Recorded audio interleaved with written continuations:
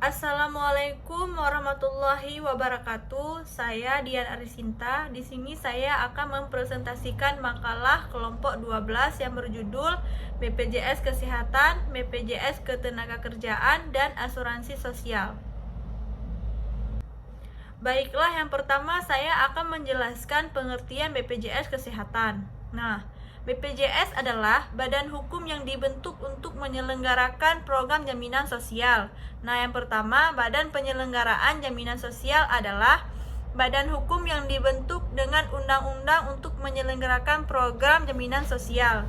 BPJS menurut Undang-Undang Nomor 40 Tahun 2004 tentang Sistem Jaminan Sosial Nasional adalah transformasi dari Badan Penyelenggaraan Jaminan Sosial yang sekarang telah berjalan dan kemungkinan untuk membentuk badan penyelenggaraan baru sesuai dengan dinamika perkembangan jaminan sosial. Badan hukum publik karena memenuhi 3 persyaratan. Yang pertama itu, BPJS dibentuk dengan Undang-Undang Nomor 24 Tahun 2011 tentang Badan Penyelenggaraan Jaminan Sosial.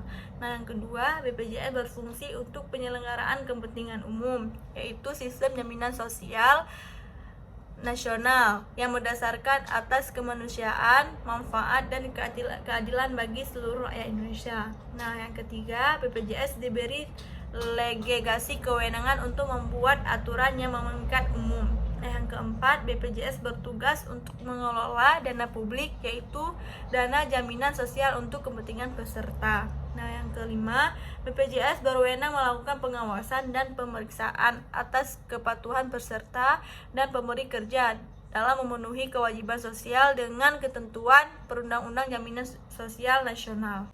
Yang keenam, BPJS bertindak mewakili negara RI sebagai anggota organisasi atau lembaga internasional. Juga yang ketujuh, BPJS berwenang mengenakan sanksi administratif kepada peserta atau pemberi kerja yang tidak memenuhi kewajibannya. Yang terakhir, pengangkatan anggota Dewan Pengawas dan anggota direksi oleh Presiden setelah melalui proses seleksi publik. Oleh sebab itu BPJS wajib menyampaikan pertanggungjawabannya atas pelaksanaan tugasnya dalam bentuk laporan pengelolaan program dan laporan keuangan tahunan yang telah diaudit oleh angkutan publik kepada Presiden dengan tebusan kepada DJSN paling lambat itu 30 Juni tahun berikutnya. BPJS mengumumkan laporan pengelolaan program dan laporan keuangan tahunan kepada publik dalam bentuk eksekutif melalui WhatsApp BPJS. Selanjutnya jenis-jenis asuransi sosial di Indonesia. Di masa lalu, penyediaan layanan program pemerintah ini terdiri dari 5 perusahaan. Yang pertama, PT Akses, yang kedua, PT Jam Sostek, dan yang ketiga, PT Jasa Raharja, dan yang keempat, PT Taspek, dan yang kelima, PT Asabri. Selanjutnya, BPJS Kesehatan juga badan hukum publik menurut Undang-Undang BPJS. BPJS ada 3 kriteria. Yang pertama, cara pendiriannya atau terjadinya badan hukum itu diadakan dengan kontribusi hukum publik, yaitu didirikan oleh penguasa negara dengan undang-undang. Yang kedua, lingkungan kerjanya, yaitu dalam melaksanakan tugasnya, badan hukum tersebut pada umumnya dengan publik dan bertindak dengan kedudukan yang sama dengan publik.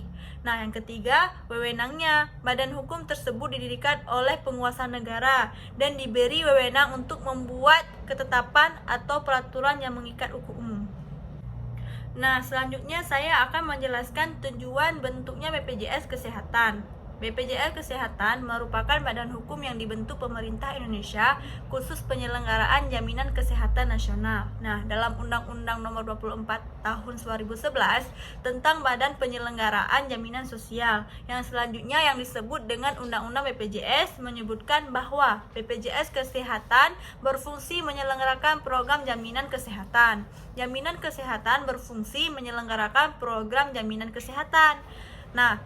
Jaminan kesehatan menurut Undang-Undang SJSN diselenggarakan secara nasional berdasarkan prinsip asuransi sosial dan prinsip ekuitas dengan tujuannya memperoleh manfaat dan memelihara kesehatan. Nah, selanjutnya peserta BPJS Kesehatan. Peserta BPJS Kesehatan dapat diartikan juga sebagai konsumen jasa layanan kesehatan. Oleh sebab itu, berbicara mengenai peserta BPJS Kesehatan tidak akan lepas dari pengertian konsumen, yakni konsumen jasa layanan kesehatan. Pakar masalah konsumen ada di Belanda. Selanjutnya, hak dan kewajiban BPJS Kesehatan. Hak dan kewajiban BPJS Kesehatan tidak berbeda dengan hak dan kewajiban konsumen pada umumnya. Hak-hak dasar konsumen sebagaimana pertama kali dikemukakan oleh Presiden Amerika Serikat, yaitu JF Kennedy di depan Kongres pada tanggal 15 Maret 1962. Ada 4 hak. Yang pertama, hak untuk memperoleh keamanan, hak memilih, hak mendapat informasi, dan terakhir hak untuk didengar.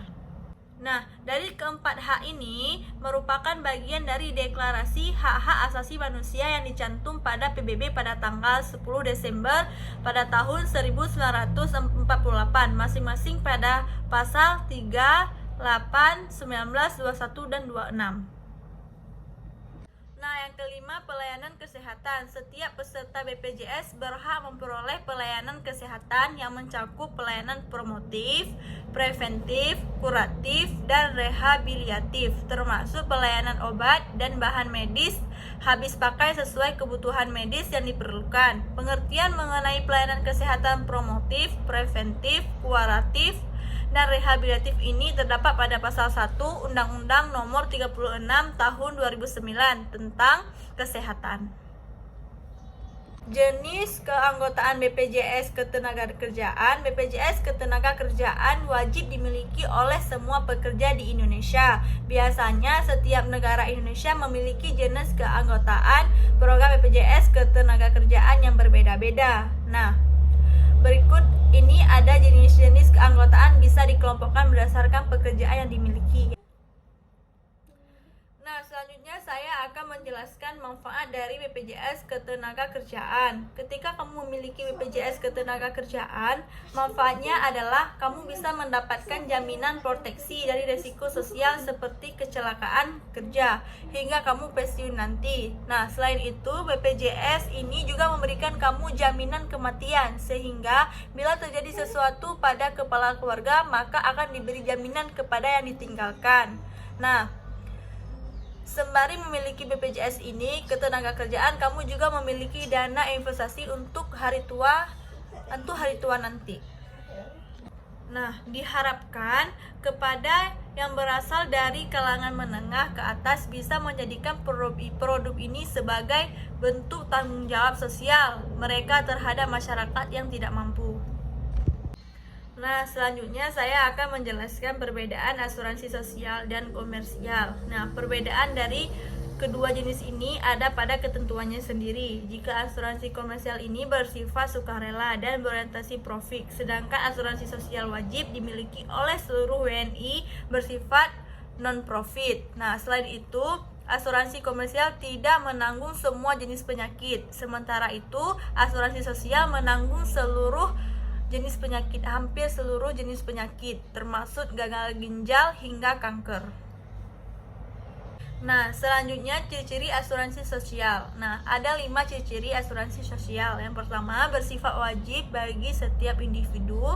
Dan yang kedua, dibangun dengan berlandaskan asas gotong royong dengan prinsip kebersamaan. Nah, yang ketiga, premi berasal dari masyarakat atau pekerjaan dan perusahaan tempat pekerja bernaung. Nah, yang keempat, bersifat sosial dan tidak bertujuan mencari keuntungan. Nah, yang terakhir, bertujuan untuk memberikan jaminan kesejahteraan kepada seluruh masyarakat.